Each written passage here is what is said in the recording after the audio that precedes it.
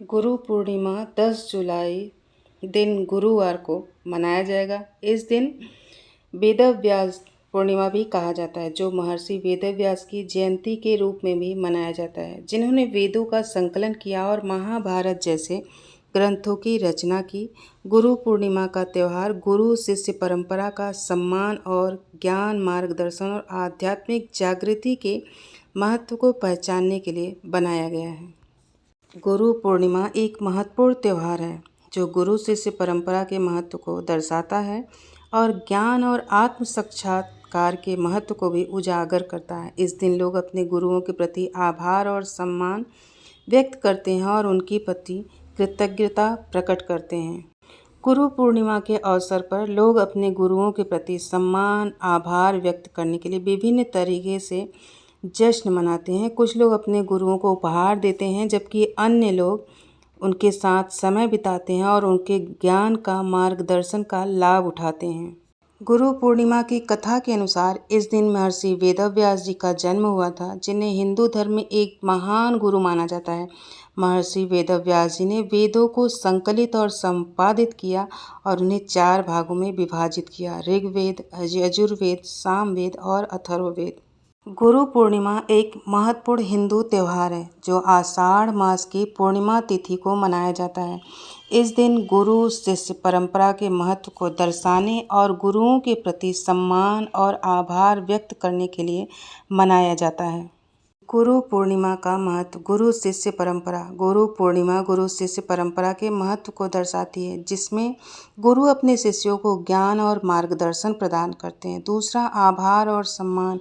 इस दिन शिष्य अपने गुरुओं के प्रति आभार और सम्मान व्यक्त करते हैं और उनके प्रति अपनी कृतज्ञता प्रकट करते हैं। तीसरा, ज्ञान और आत्म साक्षात्कार। गुरु पूर्णिमा ज्ञान और आत्म साक्षात्कार के महत्व को भी दर्शाती है, जो गुरु शिष्य के माध्यम से प्राप्त किया जाता है। आइए गुरु और शिष्य की एक छोटी सी कहानी आपके साथ शेयर करते हैं। अच्छा लगे तो लाइक और सब्सक्राइब जरूर करें। एक छोटे से गांव में एक गुरु रहते थे, जिनका नाम महर्षि वेदव्यास था। महर्षि वेदव्यास एक महान गुरु थे। उन्होंने अपने जीवन को ज्ञान और आत्म साक्षात्कार के प्रसार के लिए समर्पित किया था। एक दिन एक शिष्य उनके पास आया और उनसे ज्ञान और मार्गदर्शन की प्रार्थना की। महर्षि वेदव्यास ने उस शिष्य को अपने पास रखा और उसे ज्ञान और आत्म साक्षात्कार के मार्ग पर चलने के लिए प्रेरित किया। शिष्य ने महर्षि वेदव्यास के मार्गदर्शन में कड़ी मेहनत की और ज्ञान और आत्म साक्षात्कार के मार्ग पर आगे बढ़ा। महर्षि वेदव्यास ने शिष्य को अपने ज्ञान और अनुभव के साथ मार्गदर्शन दिया और उसको अपने लक्ष्यों को प्राप्त करने में मदद भी की।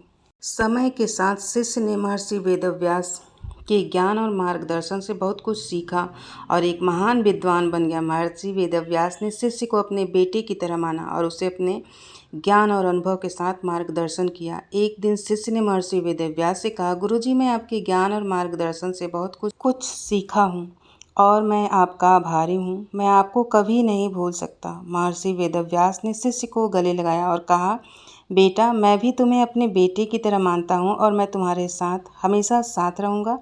तुम मेरे ज्ञान और मार्गदर्शन को अपने जीवन में उतारो और दूसरों को भी इसका लाभ पहुँचाओ।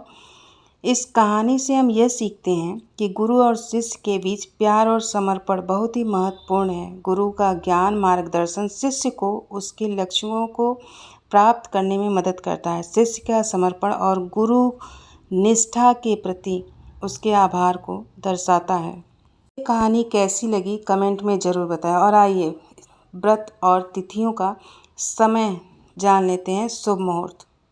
गुरु पूर्णिमा 10 जुलाई 2025 को है, जो गुरुवार का दिन है। इस दिन पूर्णिमा तिथि 10 जुलाई को 1:36 पर शुरू होगी और 11 जुलाई को 2:06 समाप्त होगी। गुरु पूर्णिमा का त्यौहार आषाढ़ मास की पूर्णिमा को मनाया जाता है, जो भगवान विष्णु और गुरु की पूजा के लिए समर्पित है। इस दिन लोग अपने गुरुओं का सम्मान करते हैं और शिक्षाओं को याद करते हैं।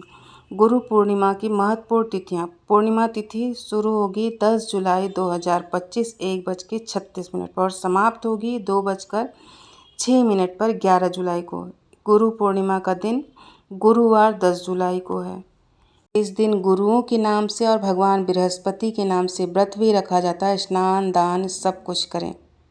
ऐसी ही कथाएं और कहानियाँ सुनने के लिए हमारे चैनल से बने रहें और चैनल को सब्सक्राइब करना और लाइक करना ना भूलें। कमेंट में ज़रूर बताएं ये कहानी कैसी लगी। जय श्री राम। सभी गुरुओं को सत सत नमन।